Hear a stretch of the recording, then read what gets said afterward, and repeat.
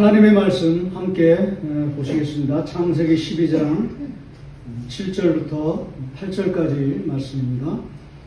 제가 들고 있는 구약성경 15쪽에 있는 창세기 12장 7절부터 8절까지 말씀입니다. 우리 다 같이 한 줄로 하고 같이 한 목소리로 힘차게 합독하시겠습니다. 시작. 여호와께서 아브라함에게 나타나 이르시되 내가 이 땅을 내 자손에게 주리라 하신지라. 자기에게 나타나신 여호와께 그가 그곳에서 제단을 쌓고 거기서 그들의 동쪽 산으로 옮겨 장막을 지니 서쪽은 베델이요 동쪽은 아이라. 그가 그곳에서 여호와께 제단을 쌓고 여호와의 이름을 부르더니 아멘. 할렐루야. 자신 안에 있는 데라를 죽이고 아브라함은 지난 시간에 말씀을 나눈 것처럼 삼중 축복을 가슴에 가득 품은 채 하나님의 말씀을 따라, 무엇을 따라? 하나님의 말씀을 따라. 이게 참 중요하잖아요. 의미심장한 그런 메시지이지 않습니까? 하나님의 말씀을 따라 마침내 가나안 땅에 들어갔더라. 그렇게 됐거든요. 마침내 가나안 땅에 들어갔다는 말은 온전히 순종했다, 그런 뜻입니다. 여러분도 하나님 말씀에 온전히 순종하시는 여러분이 되시기를 축복합니다. 거기 마침내 가나안 땅에 들어갔더라. 이제 들어갔는데 성경에 뭐라고 되냐면 가나안 7족속이, 몇 족속이? 7족속이 자리를 잡고 있더라. 그렇게 말씀하셨습니다. 그러니까 어디 구석진 곳에 이제 자리를 잡았겠죠. 거기를 점령하지는 못한 채 구석진 곳에 이렇게 쭈그려 있다가 기근이 들었습니다. 뭐가 들었다고요? 기근이 들었어요. 그래가지고 점점 이제 남방으로 이동을 하다가 마침내 애굽까지, 이집트죠, 요즘 말로 하면 이집트까지 쫓겨간 거예요. 하다 못해가지고. 오늘은 제가 설교 제목을 이렇게 좀 질문을 좀 몇 개의 질문을 좀 이렇게 제가 정해놓고 시작을 하겠습니다. 이게 뭐지? 이런 질문이 마음속에 의심처럼 자리매김하게 됐습니다. 내가 하나님 말씀을 잘 순종해가지고 이렇게 왔는데 왜 나는 그 중심 지역으로 가지 못하고 변두리에 있다가 기근이 들어가지고 왜 이렇게 점점 남쪽으로 갈 수밖에 없지? 이게 순종의 세계인가? 순종의 세계가 뭐 이렇지? 이런 이제 질문이 좀 가벼운 질문이죠. 아직은 이제 그 순종하는 그런 마음이 꽉 차 있기 때문에, 풍선처럼 꽉 차 있기 때문에 이 약간의 의심이 들기 시작했습니다. 이게 뭐지? 그리고 기근이 들어가지고 애굽에 내려갔는데 여러분이 잘 아시는 것처럼 속임의 문제가 일어납니다.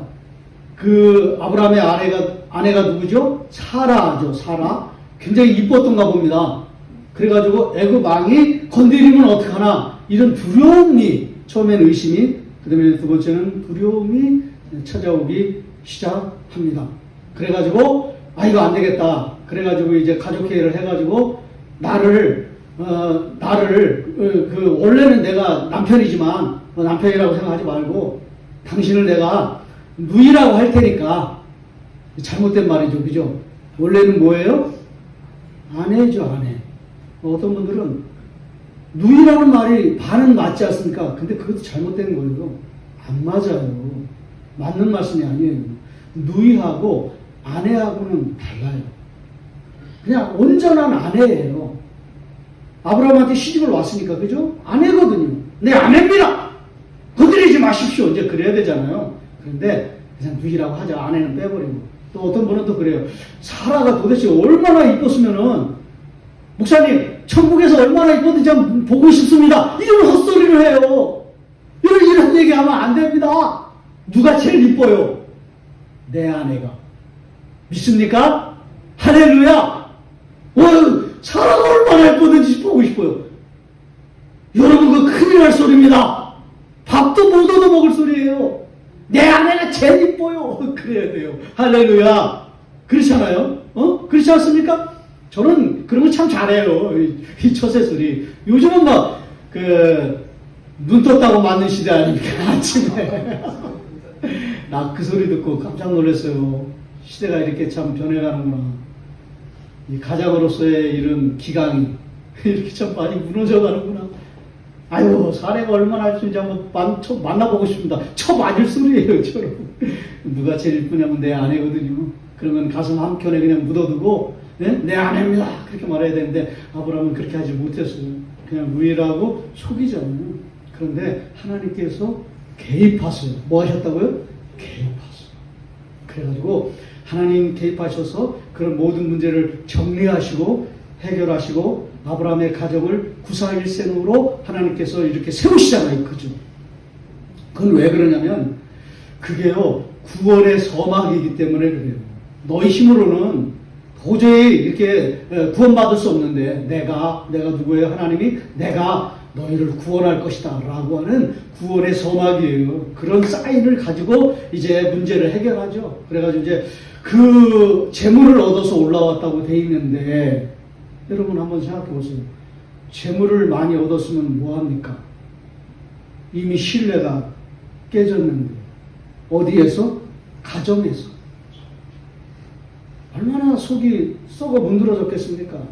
상황은 하나님이 개입하셔서 해결했지만은 그 심리적인 트라우마는 사라에게는 계속 뼛속깃이 남았을 거예요.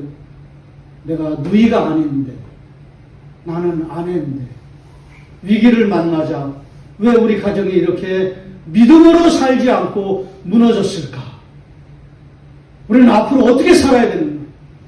우리가 정말 하나님을 믿는 가정인가? 우리가 정말 하나님을 예배하는 가정인가? 말로는, 입술로는 우리가 주여 주여 부르지만 정말 우리가 살아계신 하나님을 주님으로 믿고 있는가? 정말 주님의 말씀처럼 우리가 순종하는 삶을 살고 있는가? 왜 우리는 이렇게 형편없는 그런 사람들이 됐는가? 이제 그런 영적인 기류가 지금 흐르고 있는 거예요. 설상가상으로 아브라함이 가장 사랑하는 그 가족 다음으로 사랑하는 사람이 누굽니까? 친척? 조카? 롯이 떠나가는 것이죠. 이거는요, 아픈 손가락이에요. 제가 생각할 때. 왜냐하면 믿음의 동역자거든요. 그렇게 가나안에서 왔거든요. 아니, 갈대아우르에서 왔거든요. 가나안에 그렇게 왔거든요. 그런데 그렇게 믿음으로 함께 열심히 하나님을 예배하고 찬양했던 그 형제들, 그 동지들, 그 동역자들 중에 한 사람이었던 롯이 그냥 가겠다는 거예요. 같이 살 수가 없어가지고. 얼마나 마음이 찢어졌는지 몰라요. 여러분도 이런 시련의 기간을 겪었으리라고 생각하시고요. 어쩌면 그런 트라우마가 여러분 속에 남아있을 가능성도 있을지 모르죠. 참 힘든 거예요. 말로 설명이 안 돼요. 나하고 같이 예배하고 찬양했던 사람들이 어느 날 다 사라졌다는 것은 정말 감당하기 힘든 시험이군요. 아브라함에게 그런 참 힘든 시련이 지금 찾아오고 있는 겁니다. 롯이 떠나가는 것은 한 사람이 떠나갔다는 그런 뜻이야. 내가 가장 의지하고 우리 하나님 같이 믿어보자. 하나님 같이 섬겨보자. 라고 그렇게 열심히 훈련받았던 성숙을 향해서 성장을 향해서 나갔던 그냥 그 아픈 손가락이 떨어져 나간 상황이에요. 그리고 마침내 전쟁까지 터지기 시작합니다. 롯이 그 4개의 동맹국들에 잡혀가지고 끌려가잖아요. 그죠? 여러분 아시잖아요. 그돌라오멜 동맹국. 그 4개의 부족 국가가 연합을 한 그런 그룹들. 그 힘이 셌나 봐요. 그리고 소돔 왕. 나중에 이제 롯이 소돔으로 가잖아요. 근데 그 소돔 왕은 또 5개가 또, 동맹을 맺어요. 근데 그 소돔 왕 그룹이 12년을 잘 섬기다가, 그돌라오멜 동맹국을 잘 섬기다가, 아유, 이제는 도저히 못하겠다. 그래가지고 바알란을 13년째 일으켜가지고 전쟁을 했는데, 무참히 패하고, 롯도 사로잡혀 간 그런 상황. 두 번째 질문. 왜 이렇게 사는 게 힘들까? 왜 이렇게 어렵지? 그렇지. 그런 상황 속에 있는 거예요. 어떻게 해야 되나? 나는 이 자리에서 여러분도 여기서 벗어날 수가 없어요. 나도 이렇게 힘든데 아브라함처럼 나는 잘 들어보세요. 여기서 이 자리에서 무엇을 해야 한다는 말인가? 이런 질문을 할 수가 있어요. 근데 아브라함이 선택한 해답은 뭐냐면 예배드리자. 예배가 답이다. 뭔진 잘 모르겠지만 여러 가지 어려움이 이렇게 겹쳐서 공황장애도 오고 그런 심리적인 트라우마도 내가 지금 겪고 있지만 나는 여기서 예배를 드리겠다라고 결심하고요. 잘 들어보세요. 첫 번째는 7절에는 제단을 쌓고 그 다음에 뒤에 보면은 제단을 쌓고 굉장히 힘든다는 표현 아닙니까? 예배 드렸다 그런 뜻이잖아요. 그 다음에는 어떻게 되냐면 제단을 쌓고 여호와의 이름을 불렀더라. 할렐루야. 그리고 또 힘들면 제단을 쌓고 그게 또 나오고 더 힘들면 더 막막하면 제단을 쌓고 여호와의 이름을 불렀더라.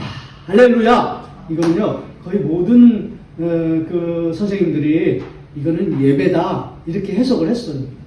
이거는 제로 이론의 여지가 없어요. 그러니까 예배 드렸다. 예배를 드리면서 나는 좀 이 문제를 좀 이겨나가야 되겠다. 그런 결단이 일어나고 있는 거죠. 그런데요, 여러분, 저는 이런 생각을 합니다. 예배 드리면 놀라운 축복이 부어져요. 할렐루야.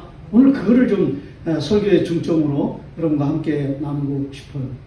1절에 제가 여러분과 말씀을 나눌 때 마무레라고 하는 사람 여러분들에게 소개해 드렸잖아요. 그죠? 오늘 설교를 마무레로 마무리 짓고 싶어요. 할렐루야.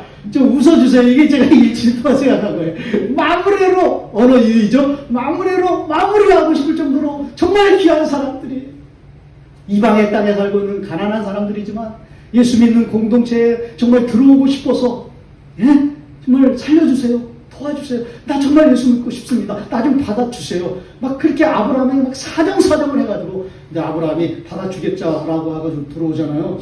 삼형제가 들어와요. 마무레, 에스골, 마네. 이 삼형제가 들어왔잖아요. 그래서 좀 힘들어도 잘 버티는구나. 그 정도가 아니에요. 전쟁이 일어났잖아요. 근데 전쟁에 나갈 수 있는 사람이 아무도 없어요. 말로는 318명이지만 집안에서 이렇게 함께 모욕하고 있는 종들이에요. 가라! 가겠죠, 그죠? 당연히 가겠죠, 그죠? 종이. 근데 군사가 아니에요. 칼을 들어본 자들이 아니에요. 두려움 속에 있는 그런 상황 속에 마무레가 일어납니다. 가자. 죽더라도 우리 한번 하나님을 믿지 않는 백성들 속에 우리가 칼을 들고 가서 하나님은 살아계신다. 하나님은 기적을 베푸신다. 우리 한번 보여주자. 이런 여론이 형성됐습니다. 그래서 318명들이 막 갑자기 담대한 마음이 일어났습니다. 가겠습니다.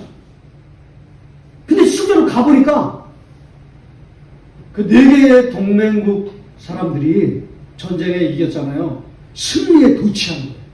그럼 뭘 먹습니까? 술을 먹었죠. 잔치가 벌어진 거예요.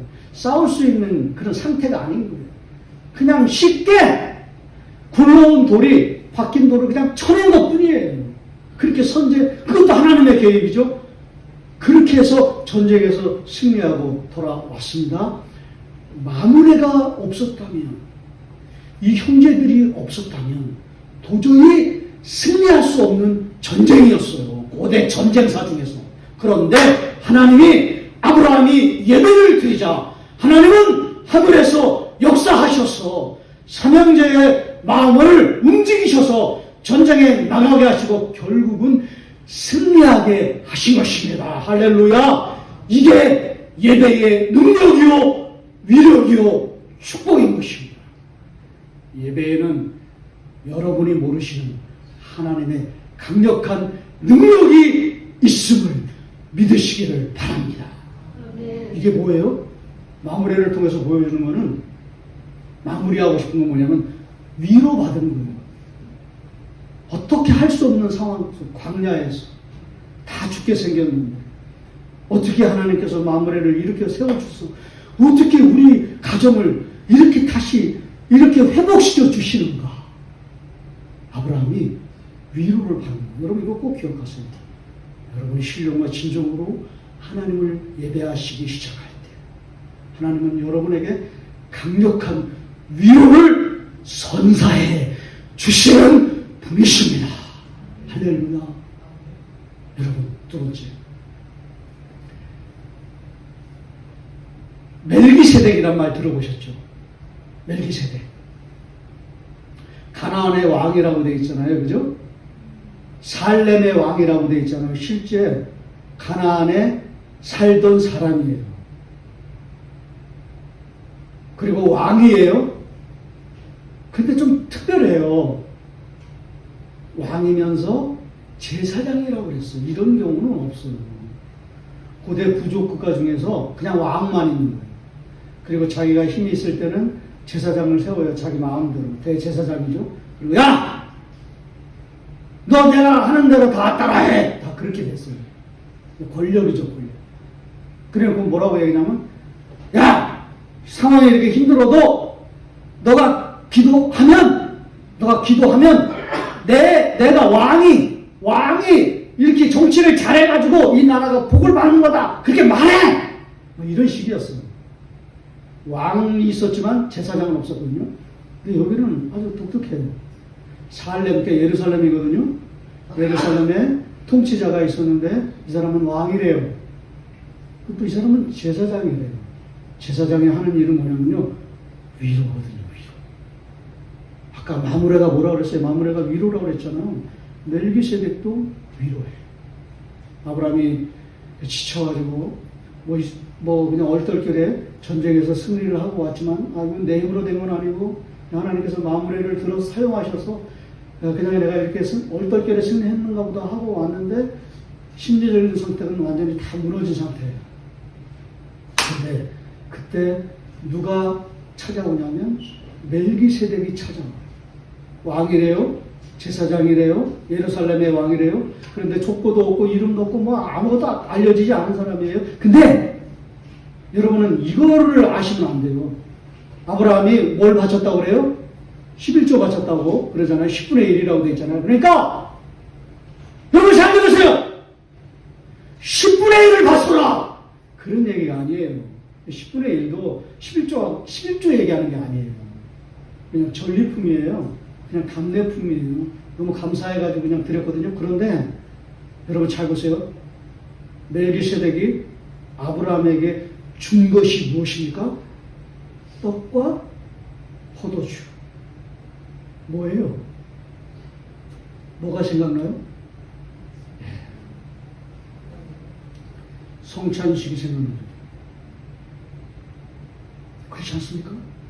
그리고 아브라함은 믿음의 가정이기 때문에 금방 알아요. 여기 뭔가 있다. 여기 뭔가 영적인 그런 힘이 있고 뭔가 영적인 메시지가 있다. 다 지쳐 쓰러져 있고 떨어져 있는 우리 가정. 내가 예배를 드렸지만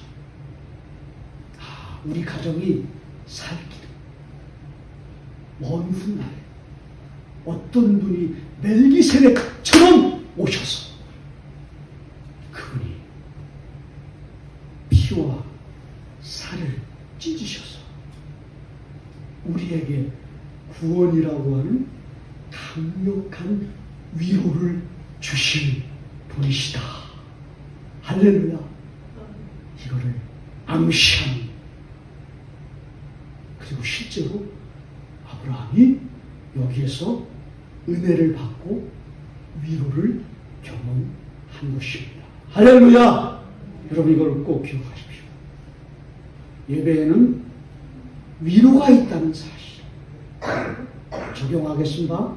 오늘 여러분이 아브라함처럼 많이 힘드시고 많이 어려우셔도 뭔가 몰라도 하나님 앞에 제단을 쌓고 예배를 드리시면 하나님이 여러분 각자의 심령 가운데 하늘에 넘치는 위로를 강력하게 베풀어 주시는 줄로 믿습니다. 할렐루야.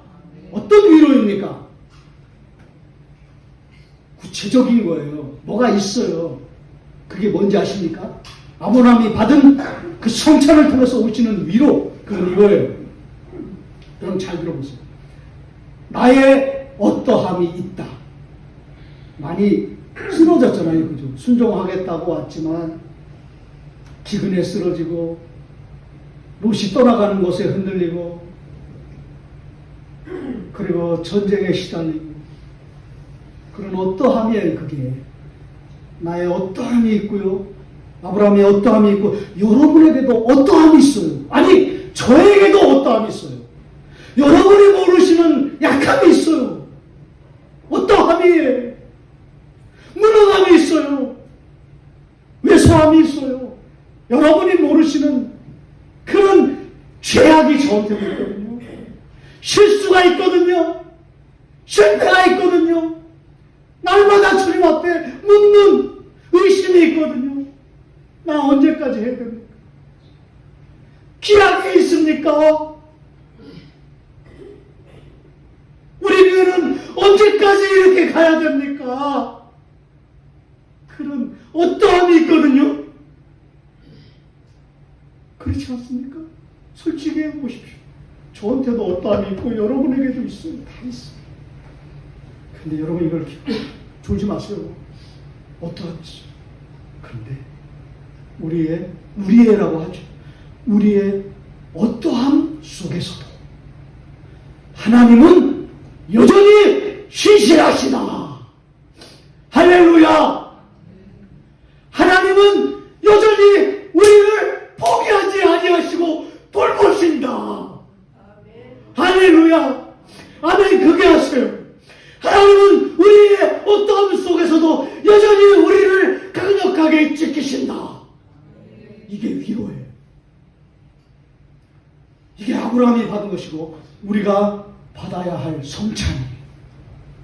오늘 이 강력한 은혜가 여러분 가운데 있어지기를 축복합니다. 우리의 어떠함에도 하나님의 신실하심은 흔들림이 없다. 할렐루야. 오늘 이 메시지를 좀 강력하게 여러분에게 선포합니다. 우리는 약하고 또 쓰러지고 넘어져도 그거 보지 마시고 우리 보지 마시고 주님을 바라보십시오. 하나님을 바라보십시오. 하나님이 무슨 말씀하시는가를 귀 기울이십시오. 너의 어떠함에도 나의 신실함은 변하지 않는다. 이걸 꼭 기억하시고 적용하겠습니다. 여러분도 신령과 진정으로 주님을 예배하시는 여러분이 되시기를 축복합니다. 우리 말씀을 생각하시면서